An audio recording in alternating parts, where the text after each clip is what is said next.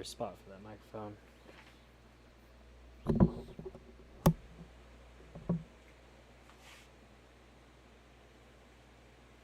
Alright.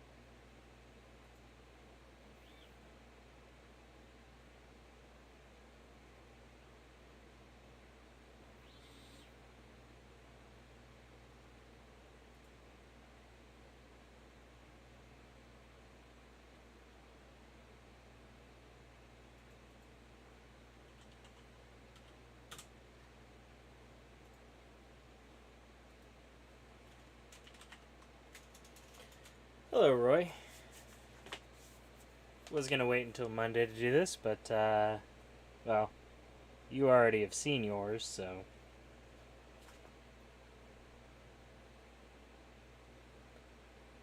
I need to figure out a better streaming setup, because I have to look away from the microphone to see the chat box.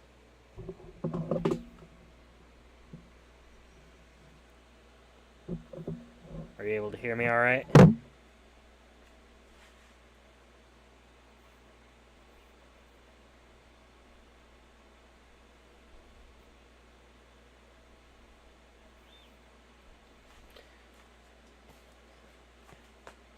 It's funny, the only other person that I know that has one of these is the only person on this stream right now.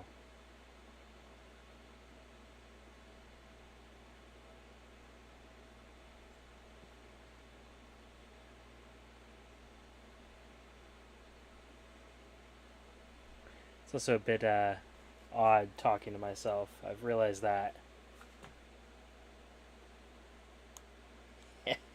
Yes, I did. I wasn't going to do this till Monday, and I was going to fake the unboxing then. But I decided today, why not, before I got too far into it.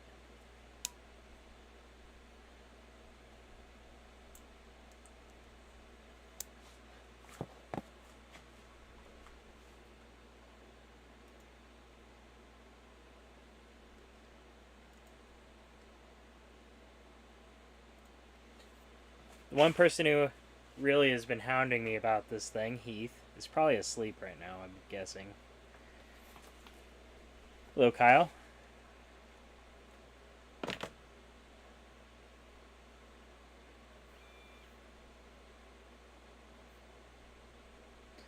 How's it going this evening?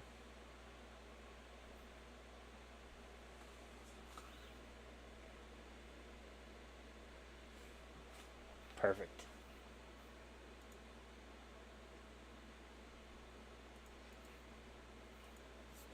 All but Drew Dude and yourself are probably asleep. Guessing based on the time.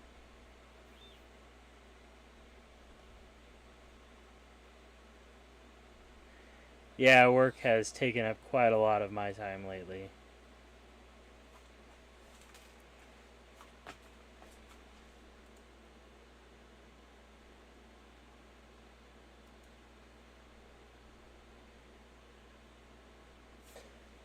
I'll give Heath another couple minutes, 2 minutes or so. But as the title says,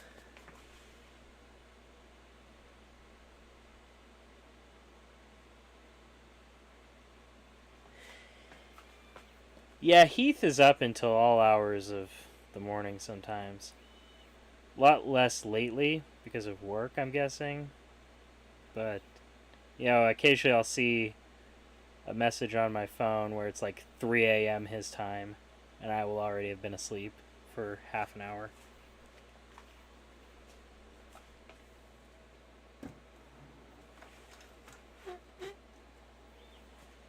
Oh hey, OBS added a way to reply to comments or to chats on here. That's cool. I've not really played around with OBS 28.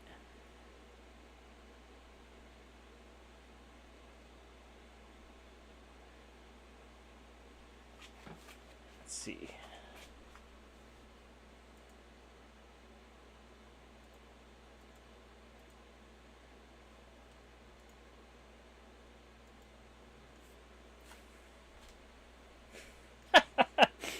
Could be the dog giving him a rant too.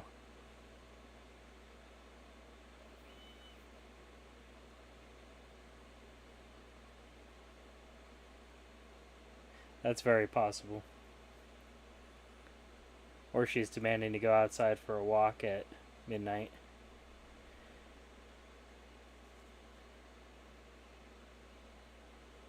Hey, how's it going, Jason? Alright, you know what? We're gonna get to it. If they catch up, they catch up.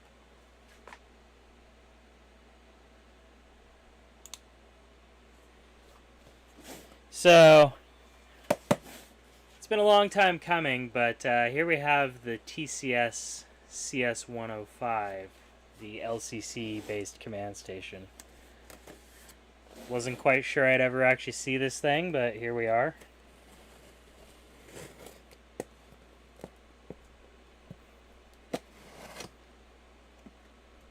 In the style of Eric's trains, today's unboxing knife is a CRKT M21-12. It's the only knife I actually have. So there's no collection there, just a knife.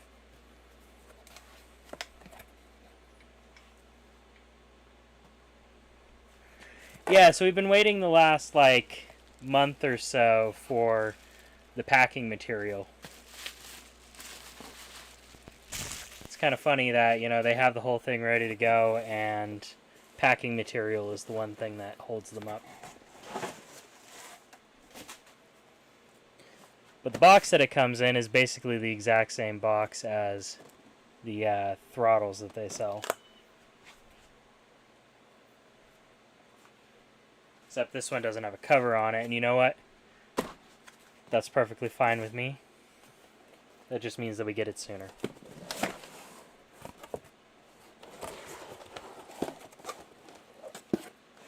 So that's one thing that they do pretty well is they actually have a manual. Yeah, Cameron, it was all for the manual. That's exactly what I wanted. But yeah, they actually have a physical manual, joking aside, which is pretty nice. Get a lot of tech stuff these days, and they don't actually have, a nice physical manual to hold. I'm sure I will be diving into this more. One thing that I didn't realize that it is missing is Ethernet. I probably should have caught that. Right? Nobody needs the manual, just throw it off to the side. But here's what we've all been waiting for, the foam packaging. Nice and supple. That should protect the command station nicely.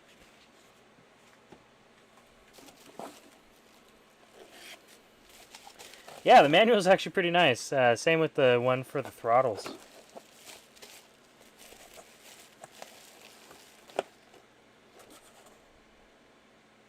So it's actually a really nicely done piece of hardware. And one thing that's pretty cool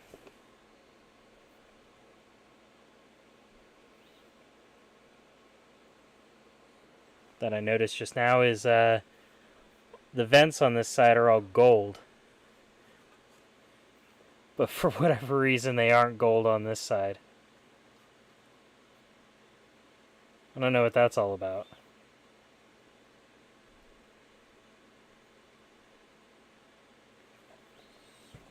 But the silk screening on top is pretty nice. The DR5000 has pretty good silk screening as well.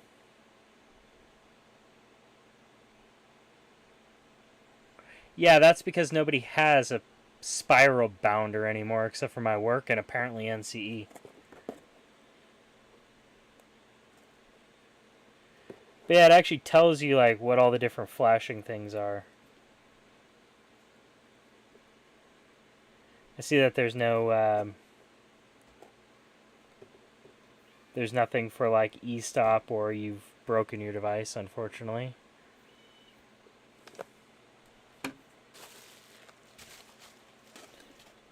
Moving on, I see this little pin right here.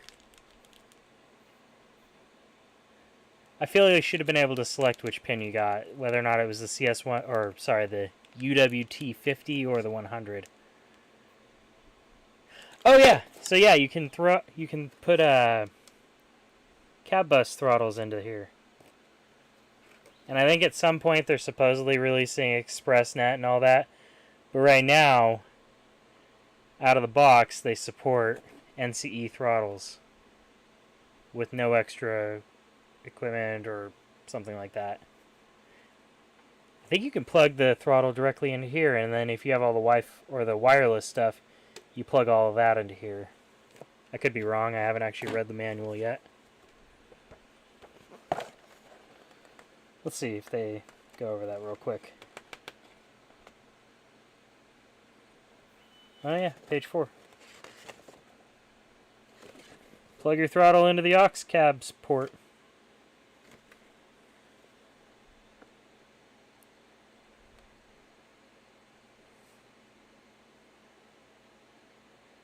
That's pretty nice. Later, Cameron. So yeah, supposedly they're adding ExpressNet to this, so they'll have more throttles supported eventually. I guess they're kind of taking a page from Digikai's book. And one thing that I find pretty nice here is the various connectors that they include. Is there a difference between these? Huh. Not sure why the wiring inside is different.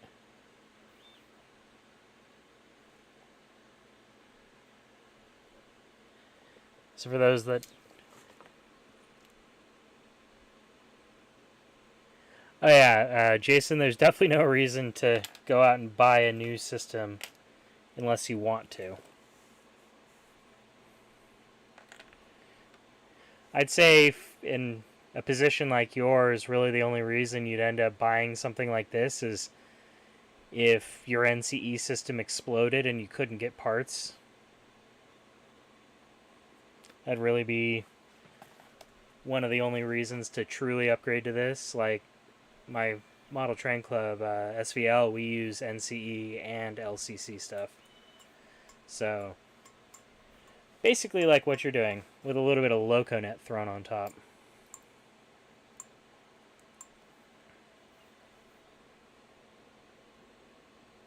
Alright, let's zoom back out real quick.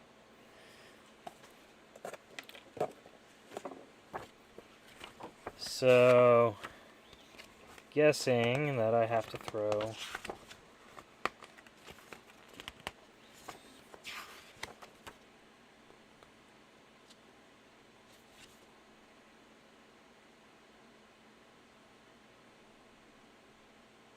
Yeah, I gotta throw one of the Terminators in here.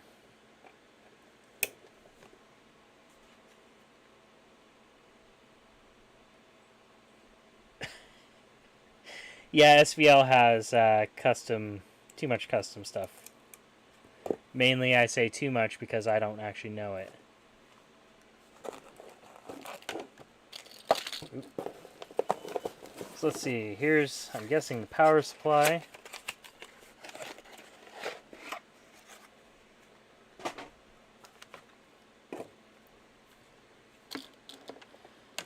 Looks to be an actual Meanwell unit.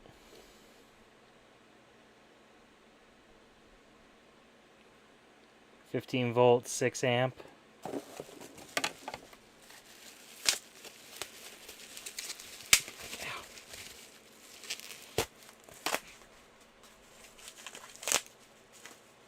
And a pretty decent cable. Gotten a couple of supposedly Meanwell power supplies recently, and they've had really cheap cables on them. You know, if you grab the cable and it's warm, that's when it's a problem. So, comparing it to the DR5000, roughly the same size. I think this has a rather utilitarian look to it, though. Also has one of the best stickers around.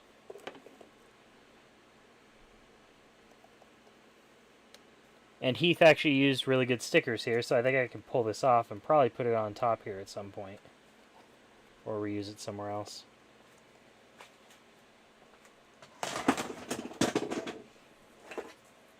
By comparison, the adapter for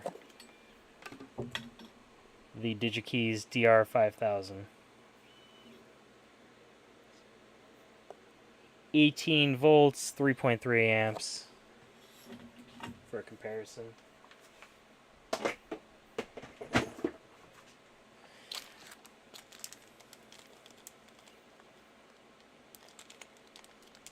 think I'm going to have to put this pin on.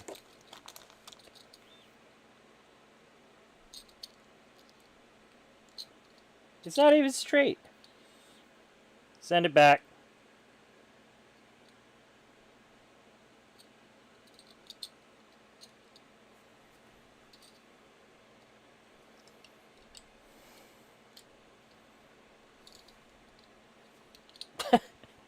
Yeah, it's definitely not straight. Hey Daryl, how's it going? So I guess I will take this over and get it put under the layout real quick.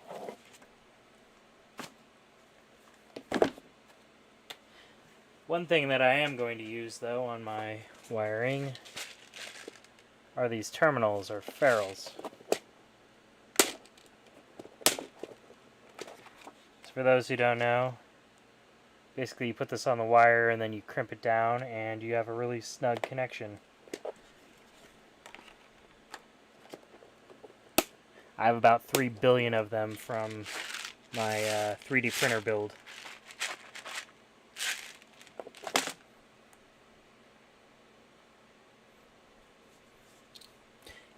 Yeah, they definitely did, because I tried to put it on sideways and that's how it ended up. Alright, one moment.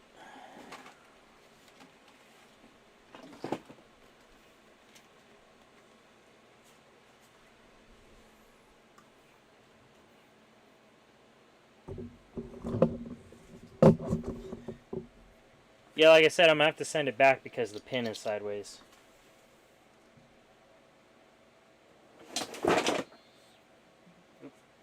Hold on one second. Realize I should probably have set up a slide here or something.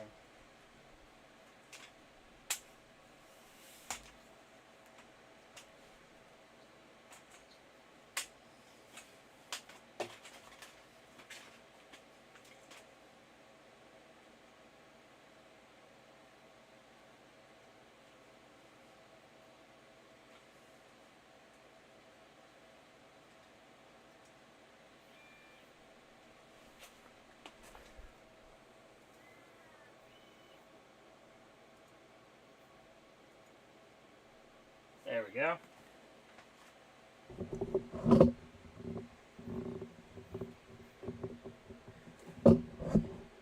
Oh, that was just a laptop box falling over. No laptop in it, though. I recently bought some brass from somebody, and that's how I got the brass sent home with me. They shoved it in a laptop box because they couldn't find the actual box.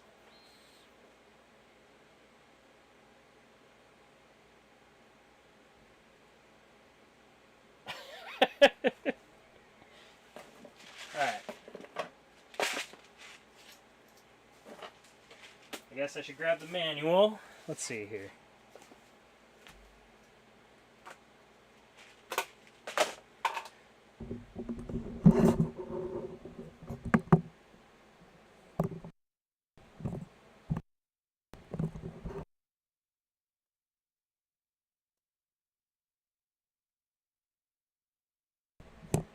So one thing they did not include on this command station is any way to mount it.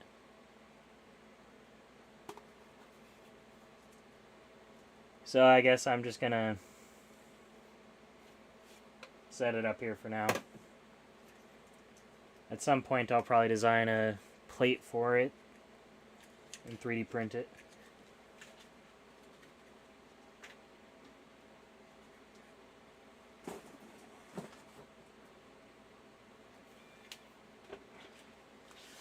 So the company that actually makes the case for this thing, I don't remember the name, but they have a mount that you can like weld to the bottom of this with polystyrene cement. But I'm not sure I want to quite go that far. So I'm probably going to design a mount that cradles it and then slides into the actual mount that you can buy for this thing. Alright.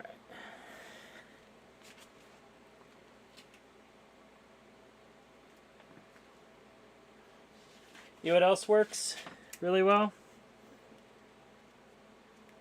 Not going to focus on it, but this is Gorilla double-sided tape. That stuff is almost permanent.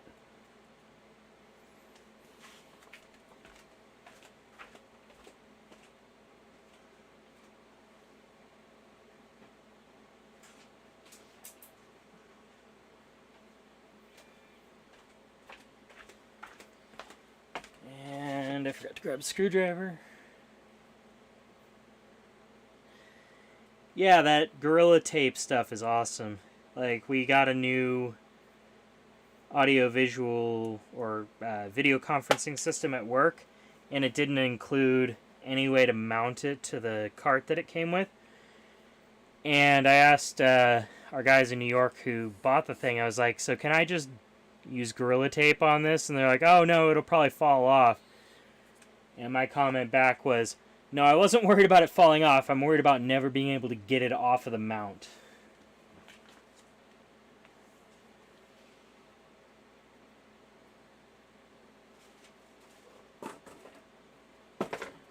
Alright, what do I do with my ferrule strips? Oh, there they are.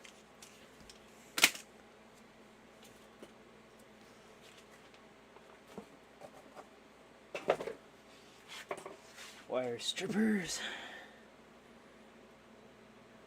I hope this isn't too thick of gauge wire.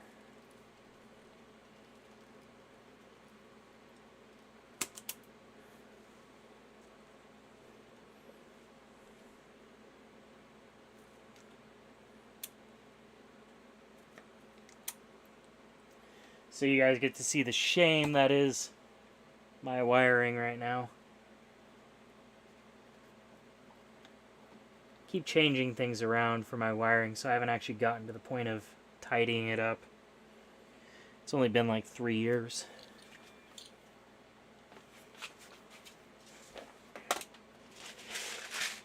Guess at some point I'll get there.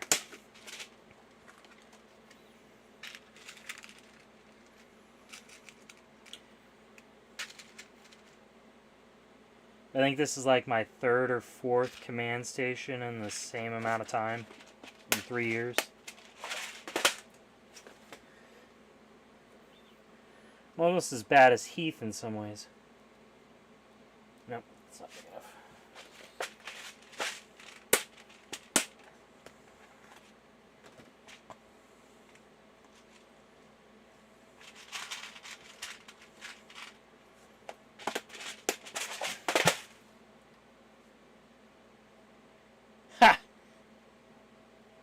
Well, this layout was always supposed to be temporary. So I was always planning on doing something bigger. Which is probably at this point just leading me to more excuses of, I'll get there at some point. I'll fix my wiring someday.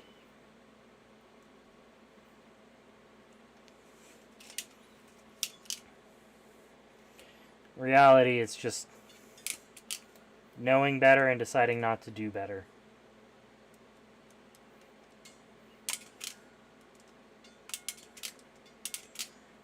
Alright.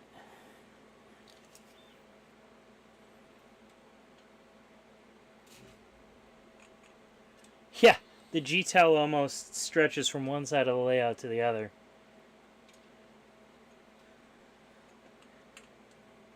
There we go.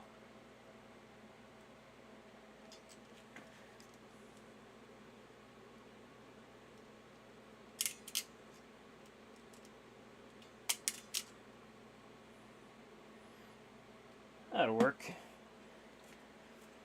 Quick question though.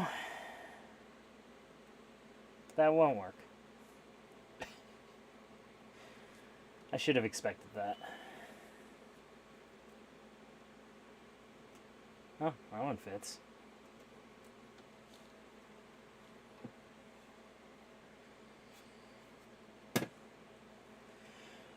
Well, I guess it's just use more of the crimpiness here until it fits.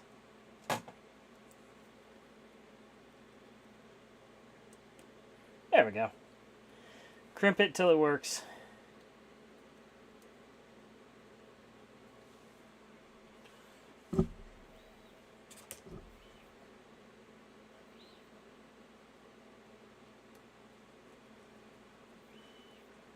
I think one thing that I'm going to end up doing is probably using the Wago connectors at some point on my layout.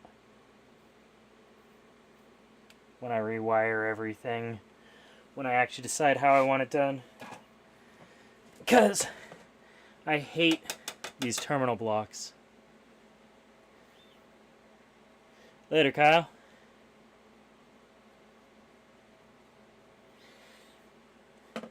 Yeah, it's like fake it till you make it or crimp it till it fits. Better not put those back in that corner. I will never find those again.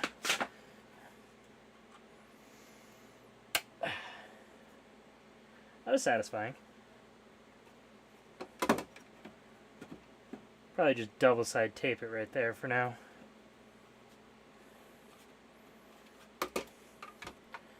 Or let it hang violently. So the other thing that I have to do is realize that my programming track cables are too short.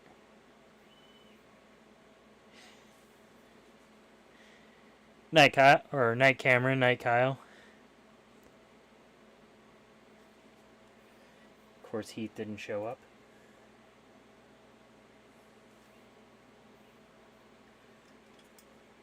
Alright, I'm gonna not worry about the programming track cables for now.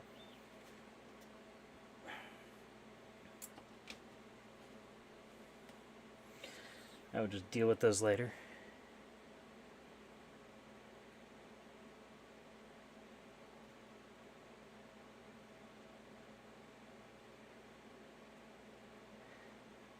Later, Jason. Thanks for stopping by. Good to talk to you. Let's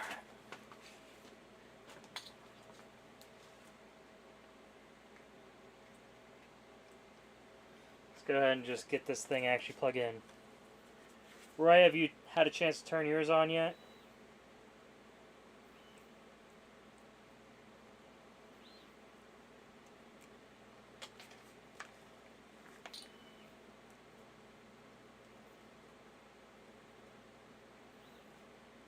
Come on.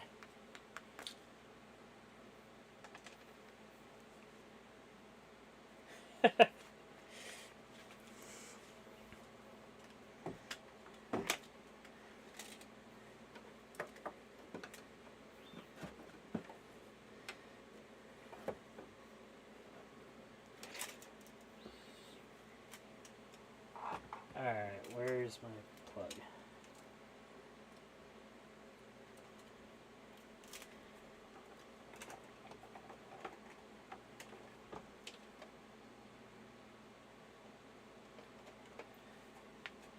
I installed all of this power down here,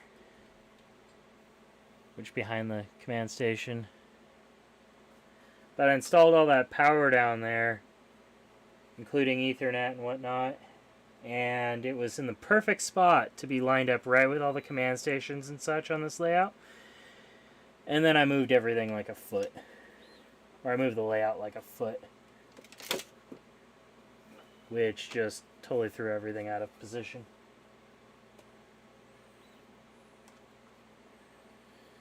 So now everything is uncomfortably behind the legs of the layout.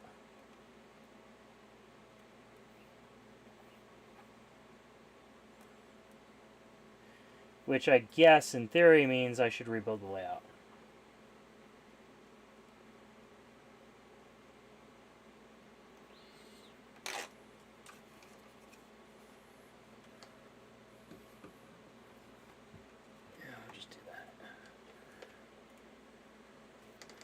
That'll work for today. Alright, where's that book?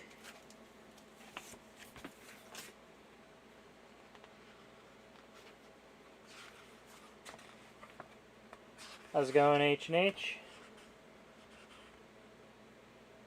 Let's see, what's the next step after I plug it in?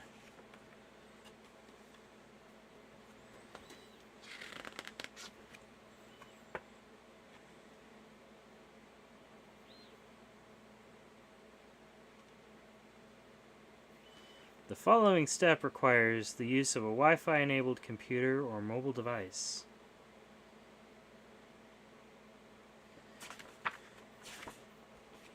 I guess I should start from the beginning here.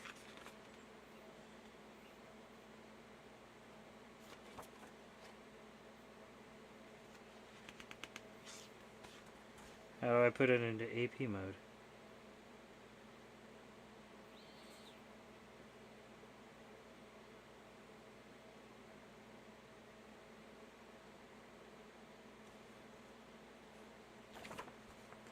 Probably should not have mounted it back there.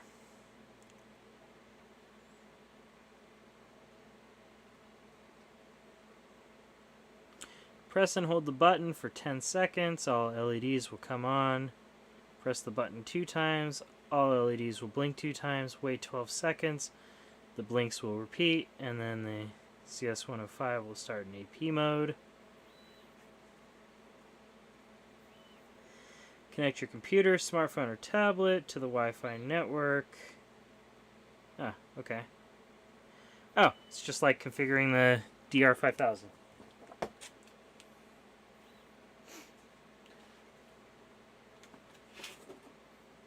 Where did I put my laptop?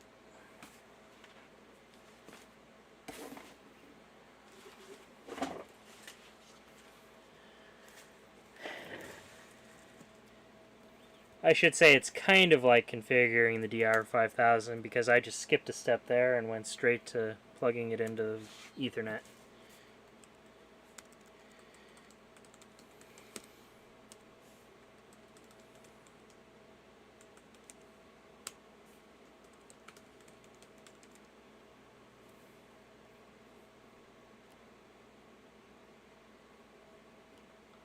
So that's cool, it's already in AP mode.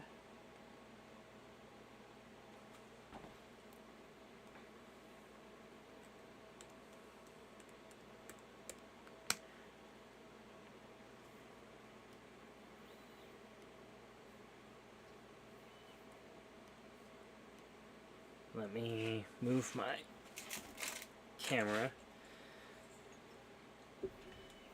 Kind of expected that I would not be able to show this part that easily.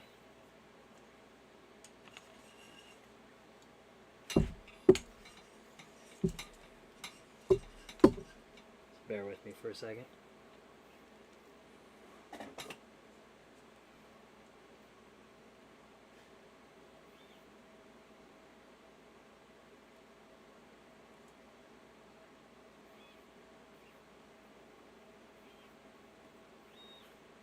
There we go.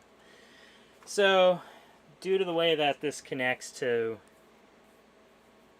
the command station, you end up losing out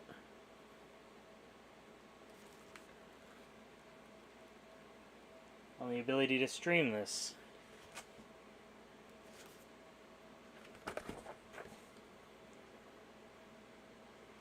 my.tcsdcc.com.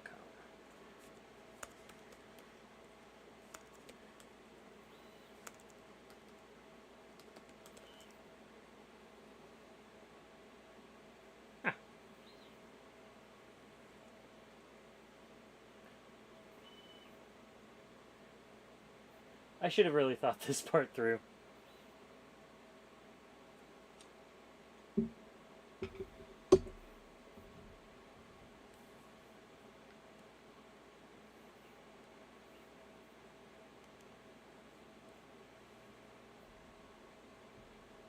Also, as you can see, I'm car shopping right there. So, Wi-Fi client.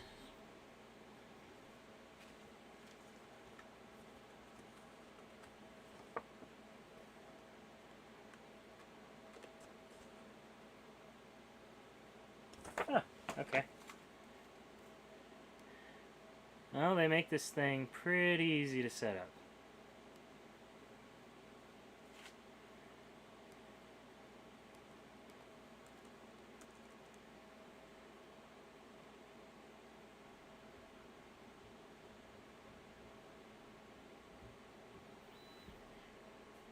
Going to put in my password here. They do not obscure the network name.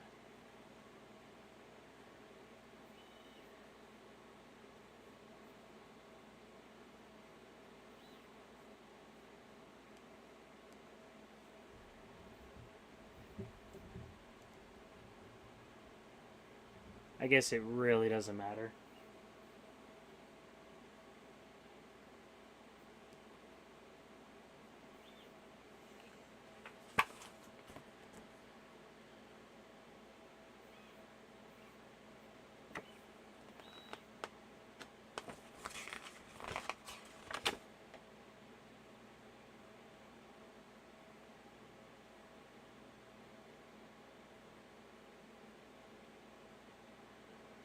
Well, let's see if that worked.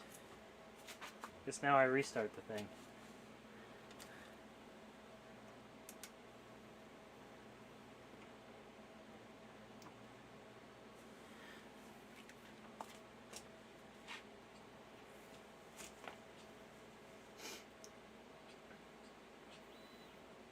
My Wi-Fi password is the default one from a wireless router that my wife got many years ago, and it was just basically they were all just 2 words put together, and the 2 words that we ended up getting on this one were pretty awesome, so we've just been like reusing that password for a couple of years.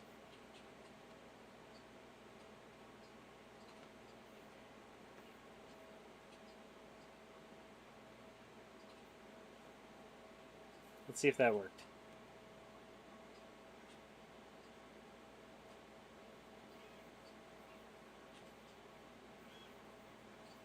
I don't care if anybody sees my network names. Alright, I'm guessing that worked. Let's go ahead.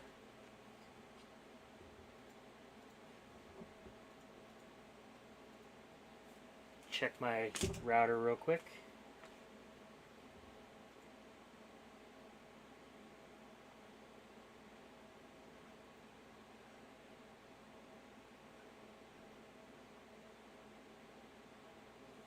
And it worked. Alright, cool.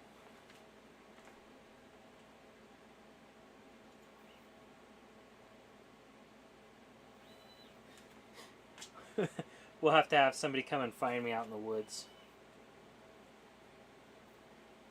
And that's how I get my house robbed. Somebody finds me based on war driving my neighborhood, looking for my Wi-Fi.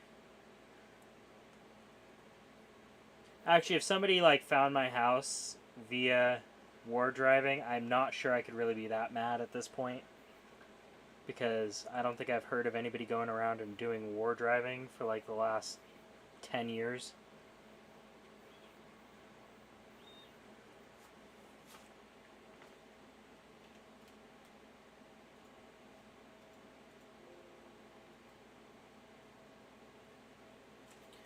Alright, let me get my JMRI computer up real quick.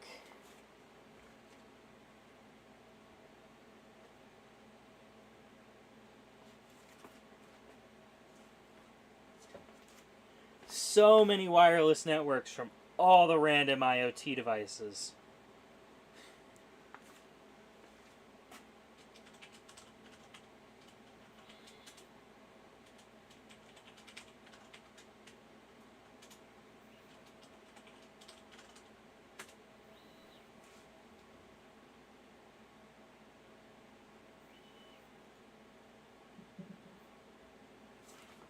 Alright. Remove my microphone real quick.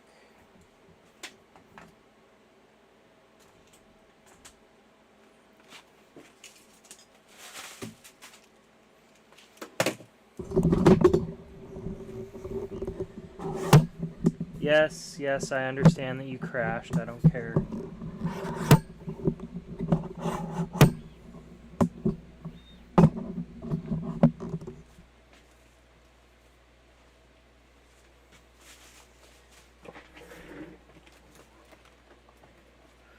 So one thing that's kind of nice is they actually tell you how to get this thing connected to JMRI.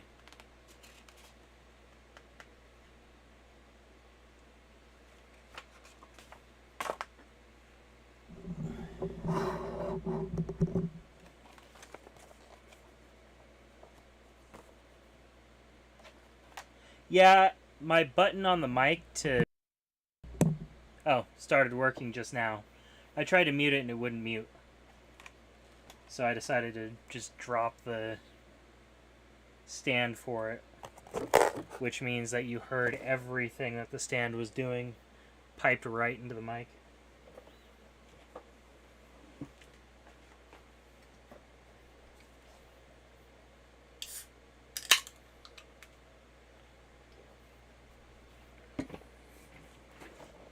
Alright.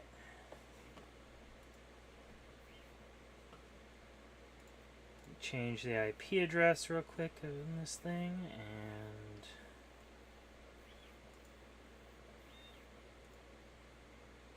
kind of hate Netgear devices because they're not straightforward on this.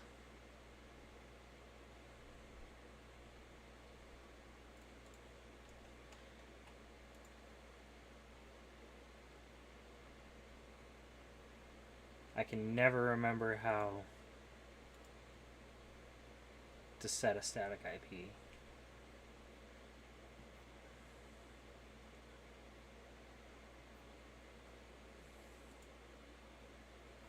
Here we go.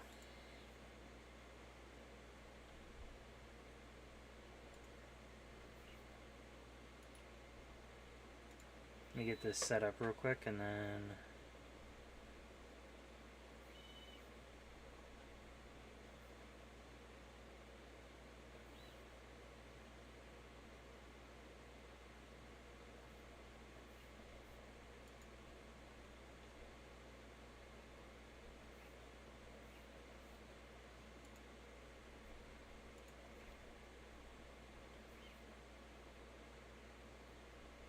There we go.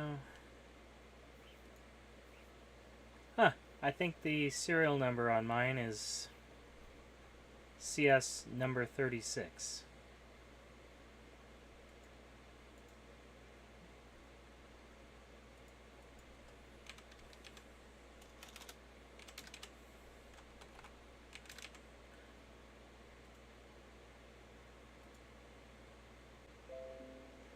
I'll have to make him rewatch.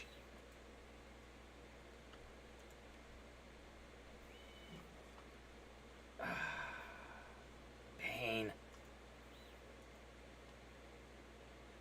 Yeah, the buffering was because my router is stupid. And when you apply a static address to something, it apparently drops the network connection for the entire LAN real quick.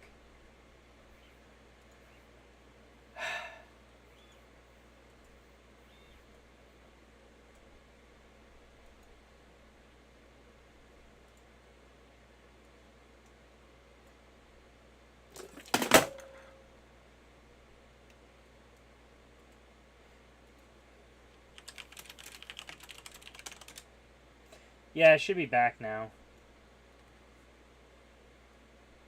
I will say that despite the fact that it does really quickly drops the network, the Asus ones, they will drop, or they will reboot the entire router. So if I forget at SVL to set a static IP address before an op session, I can't set one or do port forwarding or anything because it just reboots the entire router mid-ops.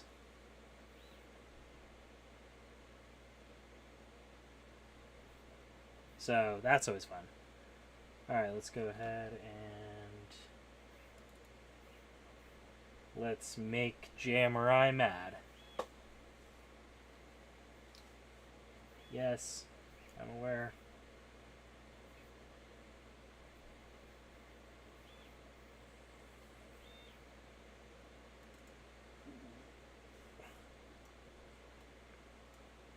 Disable this connection.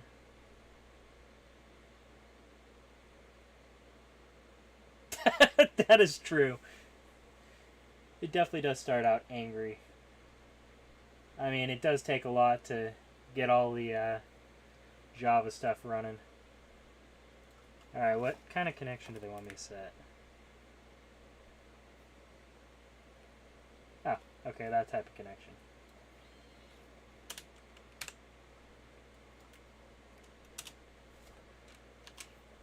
So my connection prefix is...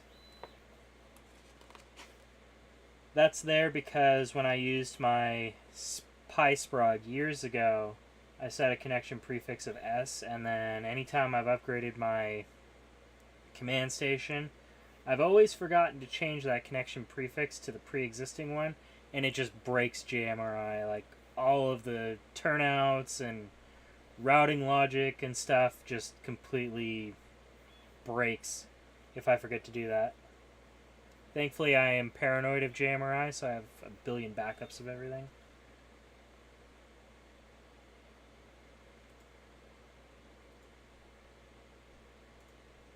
And do I have to change that? Can I change that? I'm going to change that.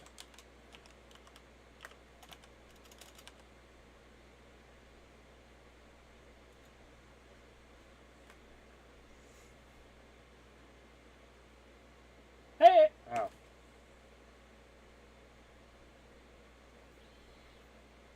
Uh-oh.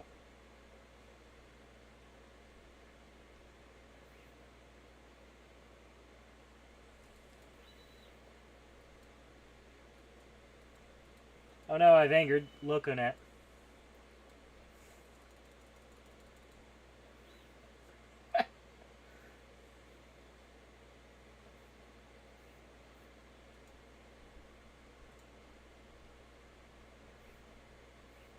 I think that was Loconet.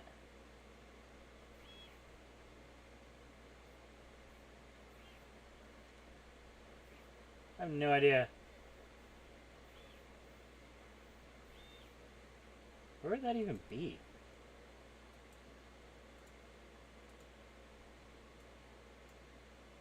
And I don't want to store that. Yeah, Loconet's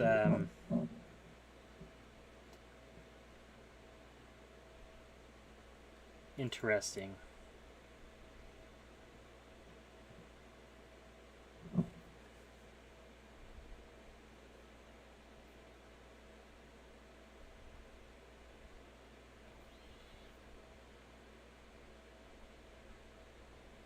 Could not create sensor.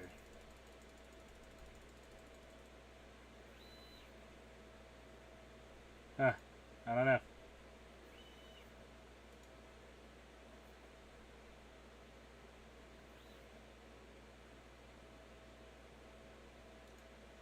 Oh, because I forgot to undisable or re-enable a connection. That might be why.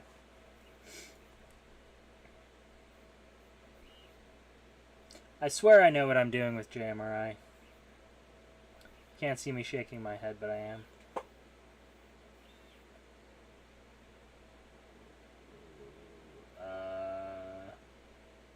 It's getting worse.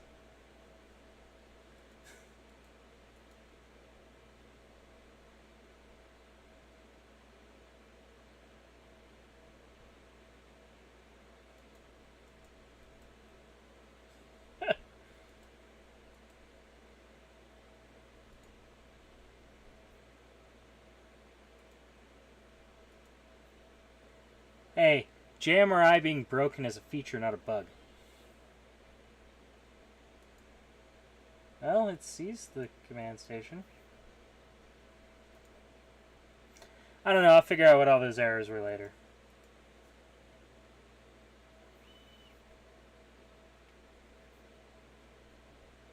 Huh. My smart hub just went offline. I'm hoping that means I didn't lose you.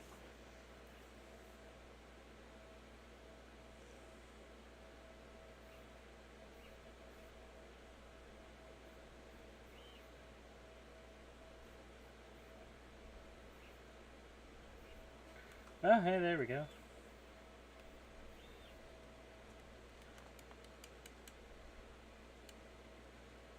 Go ahead and change my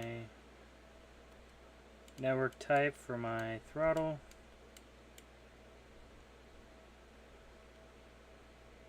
If I can remember how to do it.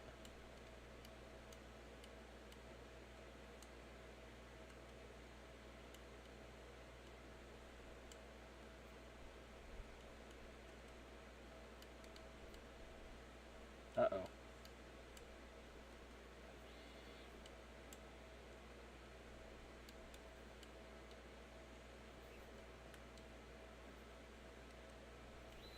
There we go.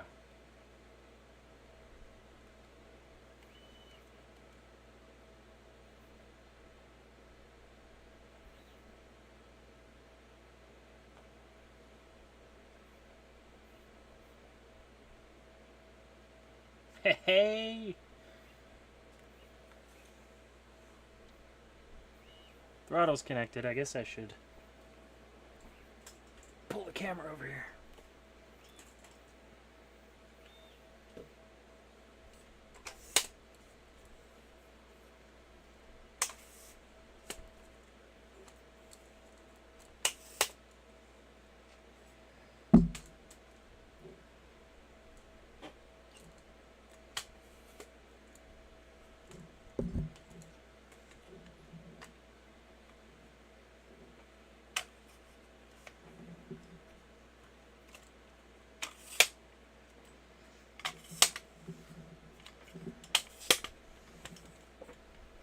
Did my internet break it?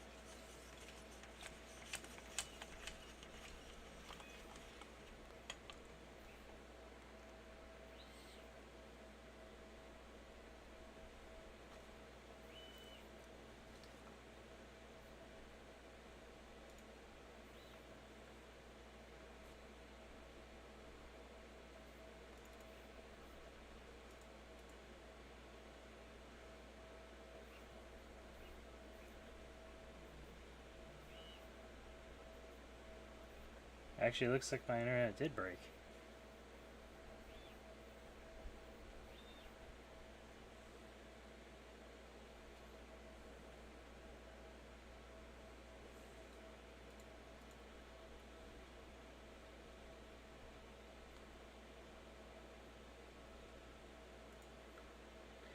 Yeah, when I applied that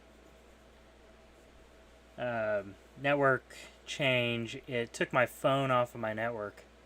So what should have been a 2-second swap over took about, well, what, a minute or so? But as you can see, I have swapped over the throttle to LCC, and it immediately connected, which is pretty awesome. There we go, that's how it should have swapped over. Should have taken only a second or so. So let's see, why do I not have power connected?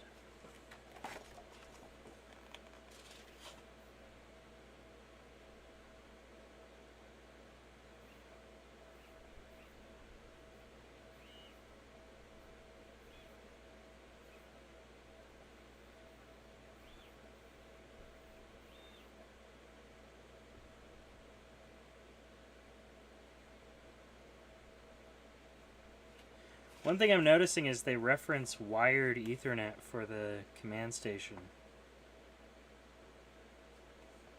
But I don't think it actually has that.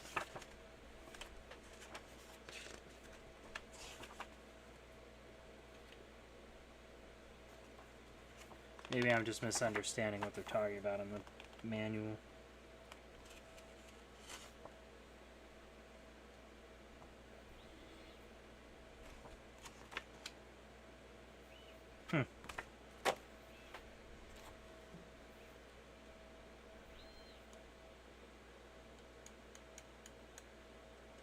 Can I turn the layout power on from this thing?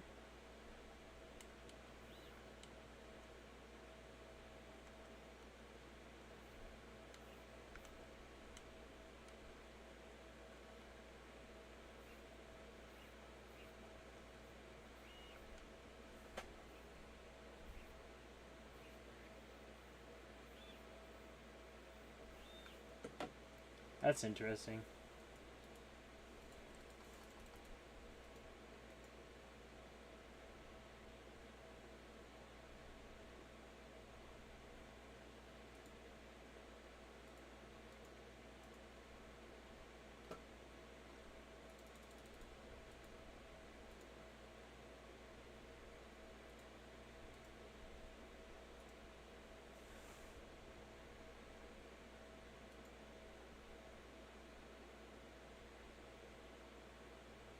Ah, this is going to be pretty interesting, actually.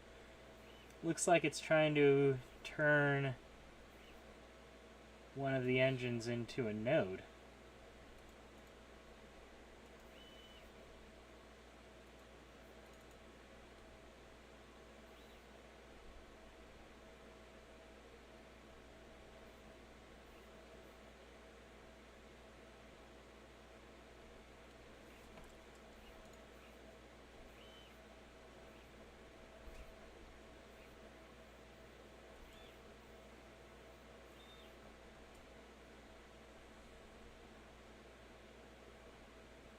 Ouch, that's going to take forever.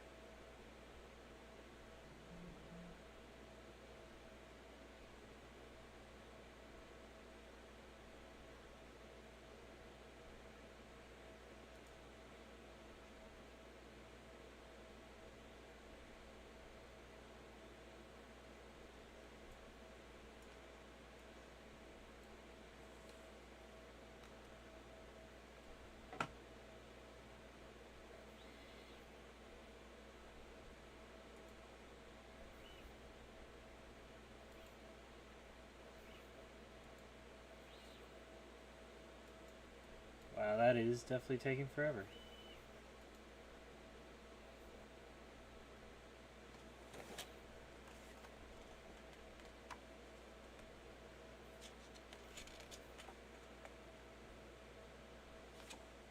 There we go.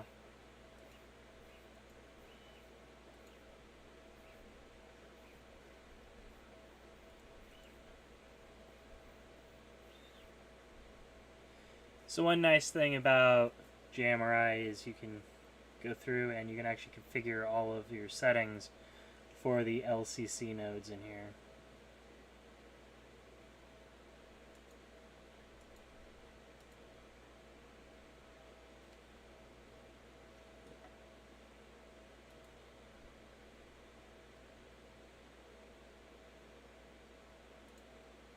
I have to figure out this fast clock stuff at some point.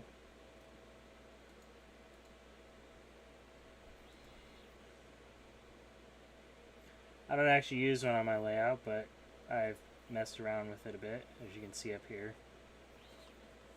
And on my throttle, it is definitely not linking up properly.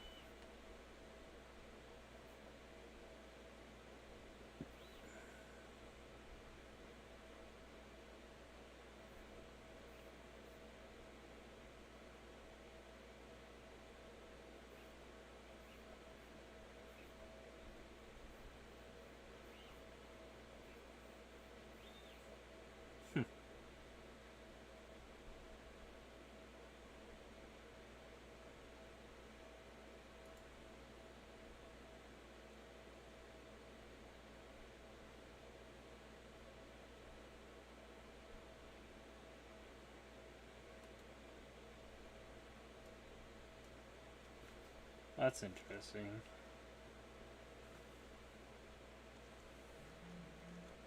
It says that the track voltage is on. Oh, it is. Well, hold on a second.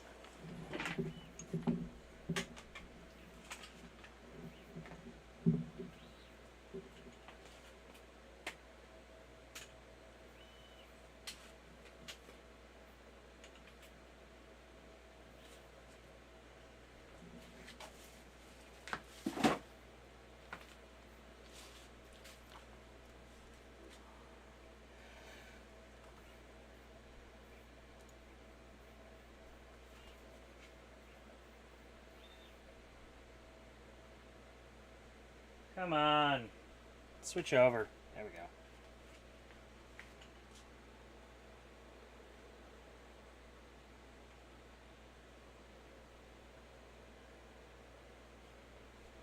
So it seems that JMRI just is not reading the track power.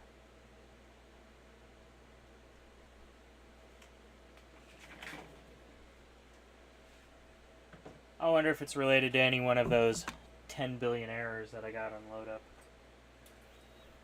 Well, let me check and see if Railcom is actually responding. Let me move my mic so it's in the foreground. So let me see if Railcom works.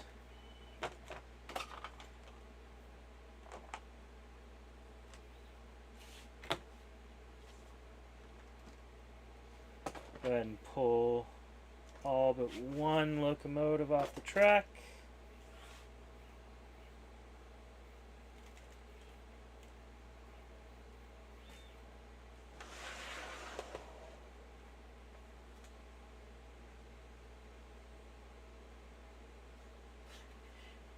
Yeah, Heath would still be at the part where he's trying to get his knife out.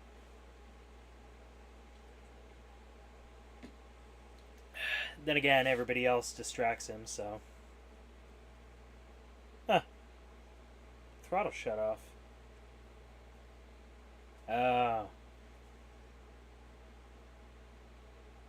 Battery's already dead. And this was used for about an hour and a half. Could just be bad batteries, though. I don't think they should have rust on them.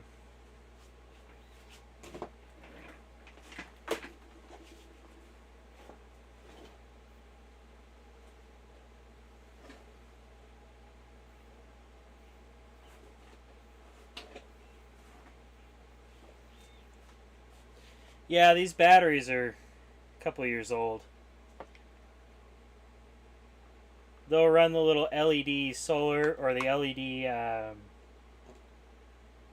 light thing that we have for our patio table for like 3 days, 4 days.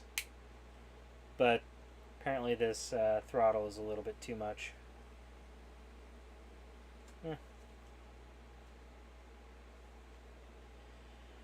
Alright, that is 2700.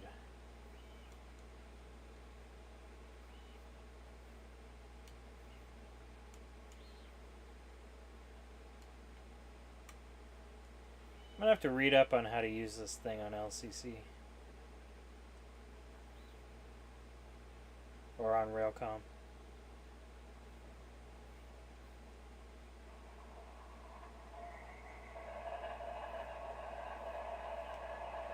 So I do not see an option in here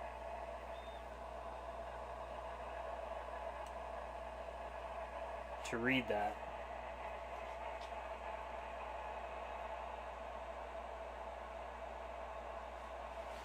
The batteries that they included with the 50 were dead in about an hour and a half as well.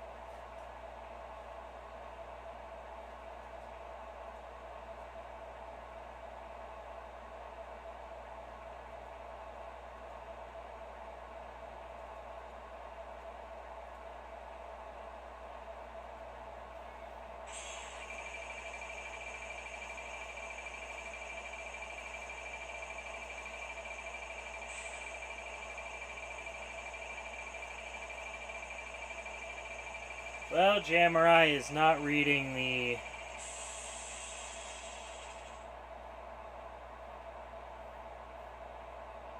Oh, that lost the connection real quick.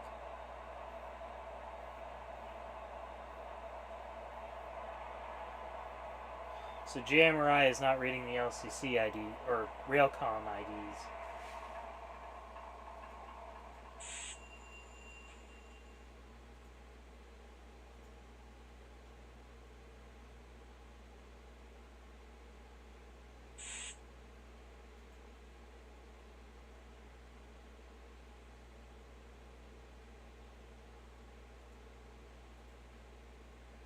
I'm guessing there's probably a whole heck of a lot of setup that I gotta figure out here. But on that note, it is working.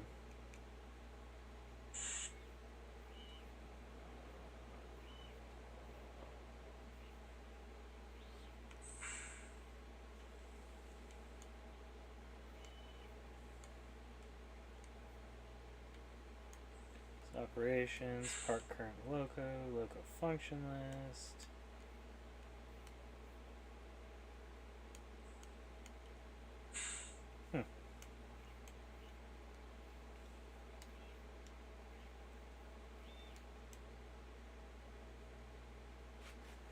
CV programming. That'll get me into trouble real quick.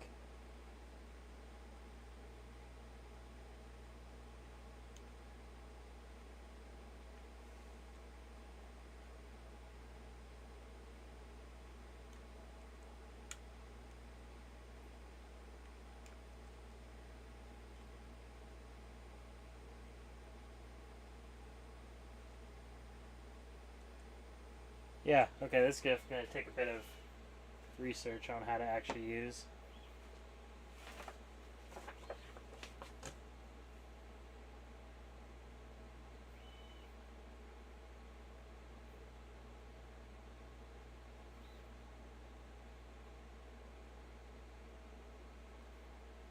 Ah, it's got a lot of this information right here.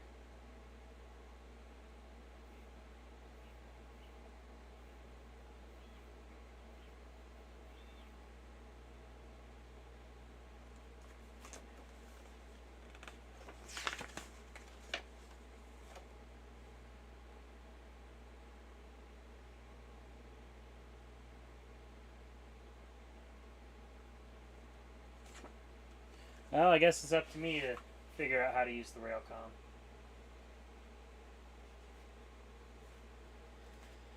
Yeah, we didn't get Rayovacs with our throttles. We got some Chinese stuff. I don't remember exactly if it had any English on it or not, but I know they were just really light. They barely weighed more than a couple of quarters.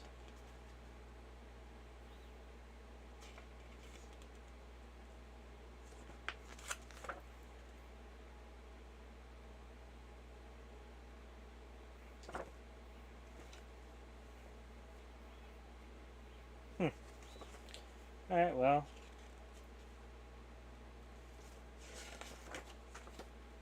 I guess I will need to figure that out. As I was under the impression that Railcom would actually read everything from the locomotive for the roster.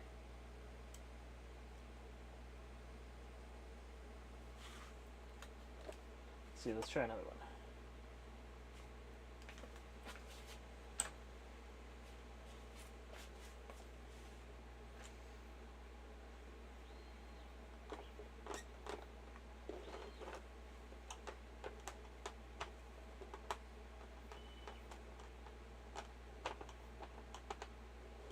I will say one thing that's really nice is all of my ESU decoders with the DR5000 had a really annoying buzz to them. Yeah, per my settings. Per the settings, Railcom is enabled.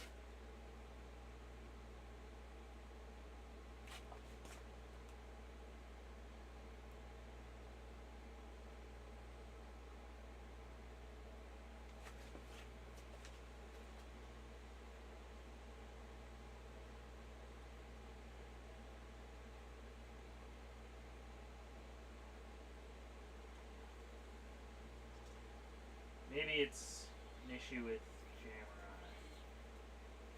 Maybe it's an issue with JMRI, and I'm just thinking that there's a feature on here that there actually is not.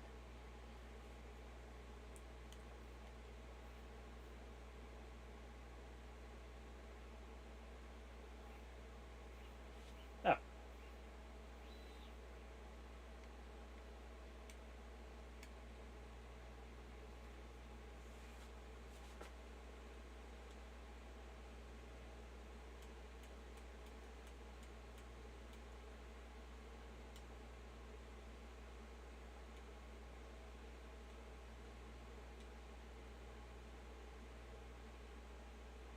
Oh, that's interesting. I think that when you load the settings off of this thing, when it's in LCC mode, it actually reads just like JMRI does when it reads all of the bytes.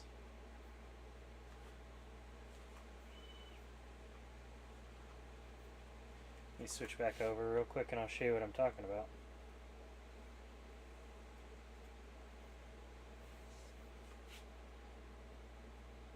So if I go to roster settings, select. Actually, no, that's not right.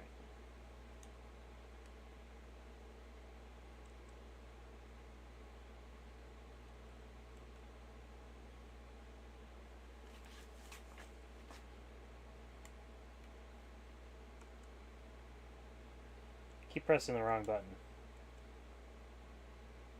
Oh. It read it real quick already.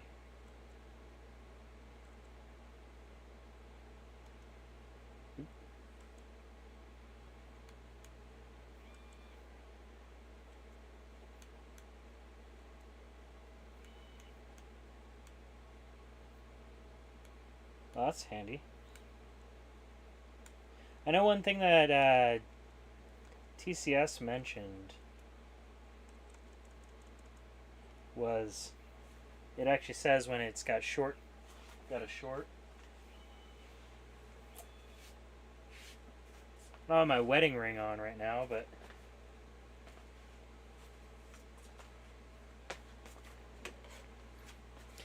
usually if I want to cause a short, yep, there it is. Ooh.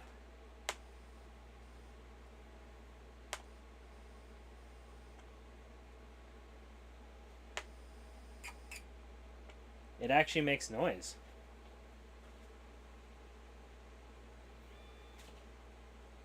Yeah, these should all have Railcom enabled by default.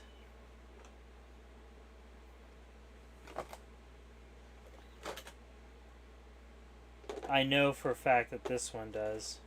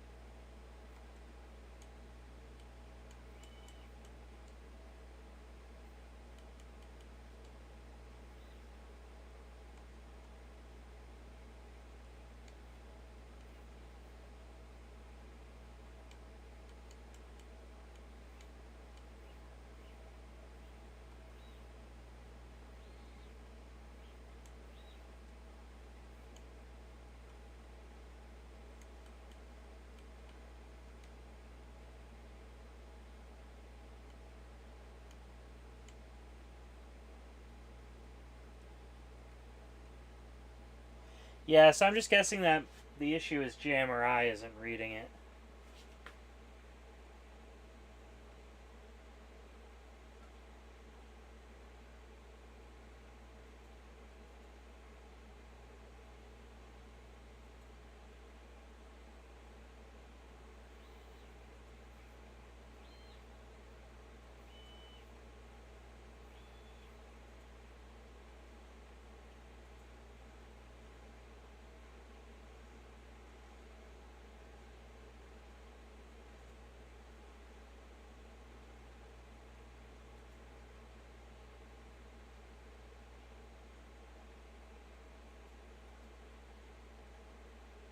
Yeah, given the fact that it's not showing the track status,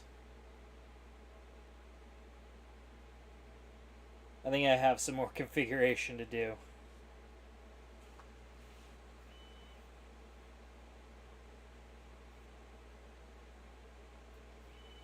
Oh, that's pretty cool. Let me...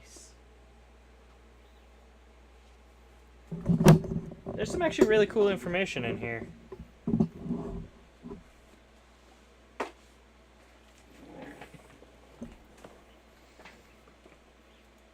You can get the device's free memory, the storage, manufacture date.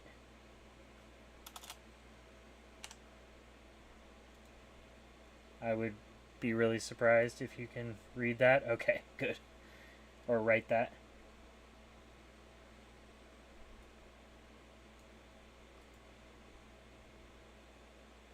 I'd be curious to see what serial number you got, Roy.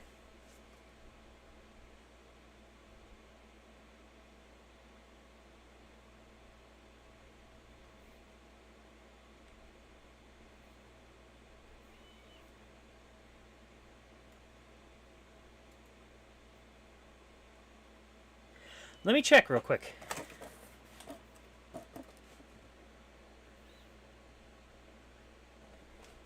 I didn't think it'd be on the box, but it's definitely not on the box.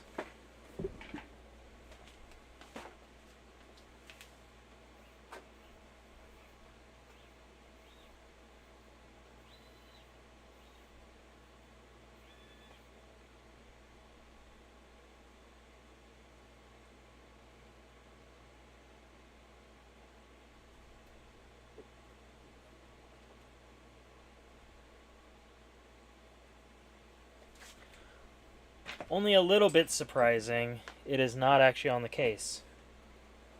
I figured they would put the LCC identifier address on it.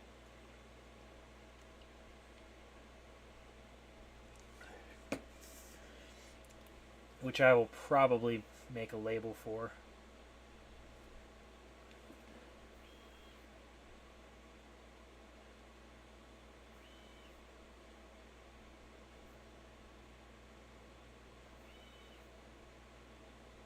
That would be the number.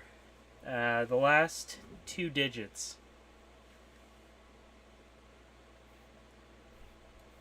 Yours actually says that? Mine doesn't show that at all.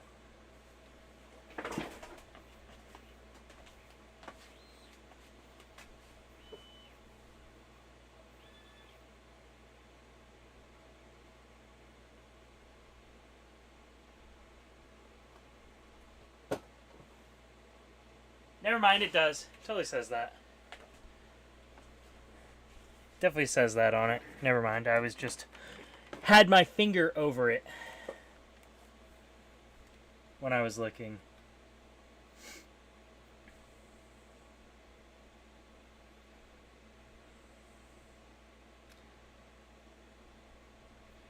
Yeah, it's definitely something I would do.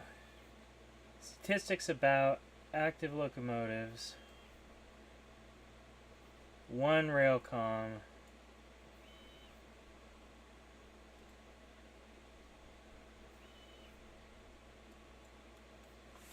4 current, 1 railcom. Well, it's my serial number is 36, number 36.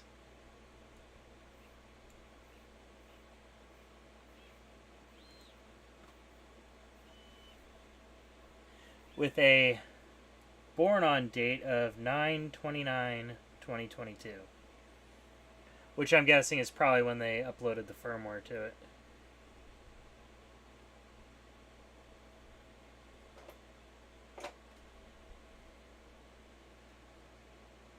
Yeah, I expected yours to be lower, but I wasn't quite sure if they were just grabbing them off the shelf or if they were just programming them as they go, or how they're doing the silk screening on the top.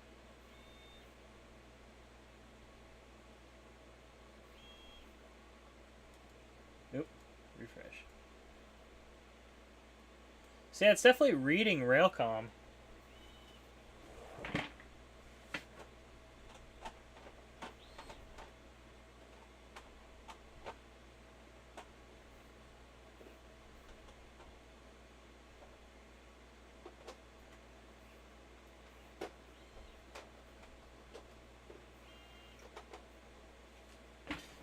Let's see.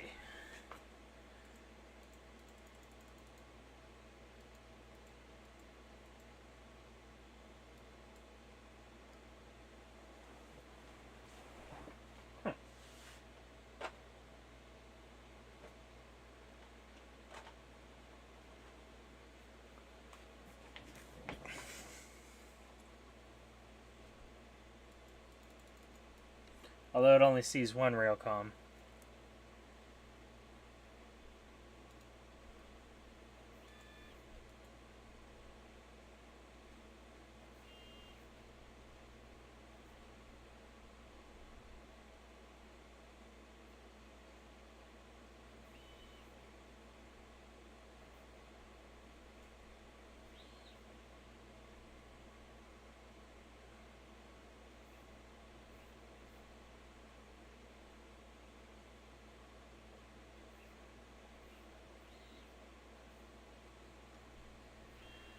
Oh, there's going to be so much stuff to set up here.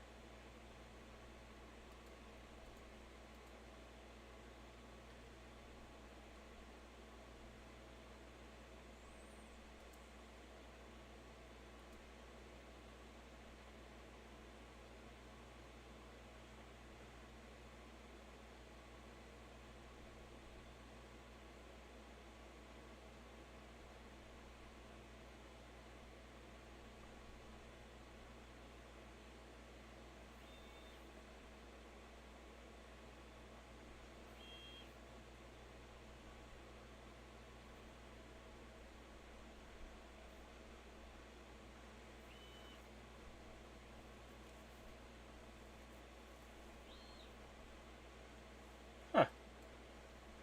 Well, that'll probably end up being disabled for me because I don't need a booster.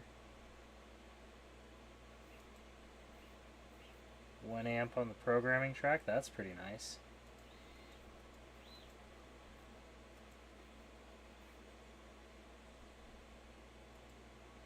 Drive on, drive off programming track. Now one quick question. Oh, yep. Definitely have something not connected.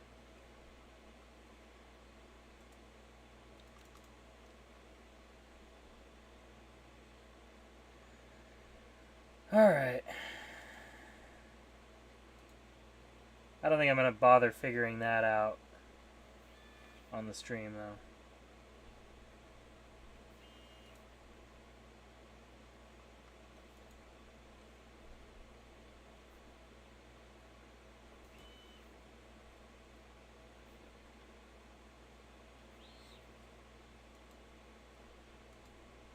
Oh, hey! It's actually reading it now. A little bit delayed.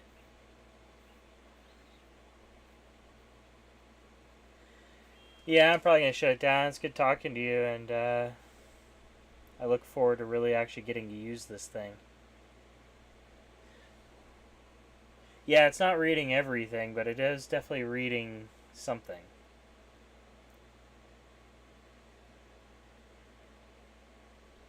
It's more than I got out of the DR5000, although I didn't have the proper detection set up for that, so that's my fault there.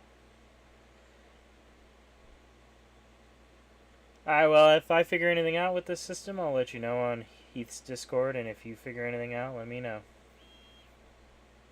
Because it sounds like there's going to be a lot that we've got to figure out for this thing.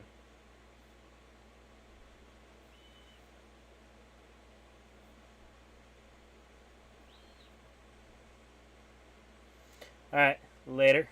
And if there's anybody else on, which I don't think there is. Nope. Alright, well, gonna end the stream now. Have a good night.